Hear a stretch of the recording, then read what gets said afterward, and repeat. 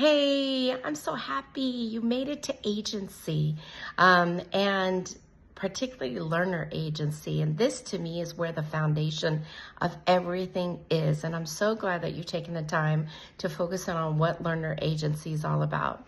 And oftentimes we hear learner agency described as voice, choice, and ownership. And I've asked a lot of teachers, what does that mean to you? And they're like, you give them voice, you give them choice, and you give them ownership. And what I found is a lot of teachers don't have a clue what those terms mean. And I actually, to internalize it, I actually flipped choice and voice, which is kind of sounds weird, but stay with me and let me explain to you. I personally feel like the first step of agency is giving learners choice. It's the easiest way to get their little buy-in and make them feel like they're part of the decision making. Maybe it's a choice of materials that you're going to use in a particular lesson that are you going to utilize, oil pastels, you can use crayons, you can use markers for this project, where they feel like they're not just being dictated to, they're seen as young people. And then as that choice building builds up, they're able to make more sophisticated choices about who they are and what they want to learn. But they can't do that until they feel comfortable and are given low-level ways of making choices.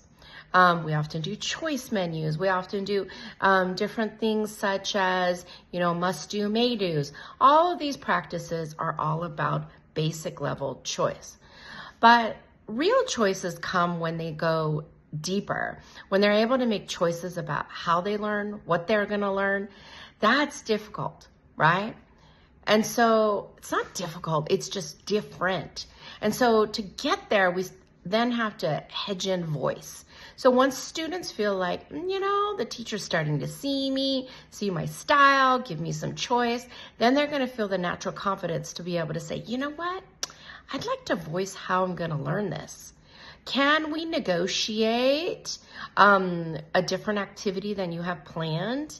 Because I think it's going to still meet the same target, but it's going to meet more my interests and my curiosity. When you get to that level, you really know that students have a strong voice in what they're learning and how they're learning. And, choice and voice are really the tangibles about learner agency. And when you put those tangibles together and they're starting to, help to create the operational system within the classroom, now you start to develop what's called ownership, where you feel it in your bones. You feel like, my teacher trusts me. I've made mistakes and they haven't gotten mad. I've suggested activities that bombed and we're still going and I'm still a partner. And that goes deep within inside of you, that I have ownership of this process and I'm feeling great. But the flip side is, imagine being always in a classroom where the teacher didn't trust you and the teacher controlled everything and you didn't have voice. And, as adults, we forget what that feels like sometimes. But this is the closest thing that I can tell you of my experience. 17 beautiful years ago, I was invited to work at a PYP school in Cologne, Germany. It's my first exposure to PYP, dual language. It was a vegetarian school, interreligious school. It was a beautiful start. But as you can imagine, with so many initiatives, it was really difficult to figure out who I was in that community. Plus, living in German culture, everyone said, everyone speaks English. You're not going to have any problems. But the reality is, the day-to-day, everyone was speaking in German. And I'm walking around absolutely clueless. Not being able to joke with the cashier at the supermarket. That's something that we kind of take for granted. Wishing someone a nice day and having a little small talk. That's the social interaction that we miss, that we build community. And I remember feeling so voiceless outside of school. Outside of school and my English friends, that was it. And everywhere else in the world, I felt like I had no voice.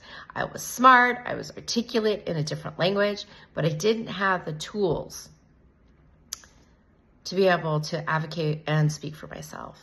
And for me, I think that that's the first time in my teaching career, and I'm so glad I had it towards the beginning, that made me feel what it's like to be a child acquiring an additional language, where you're so capable, but because you don't know the target language, people think that you're not as smart.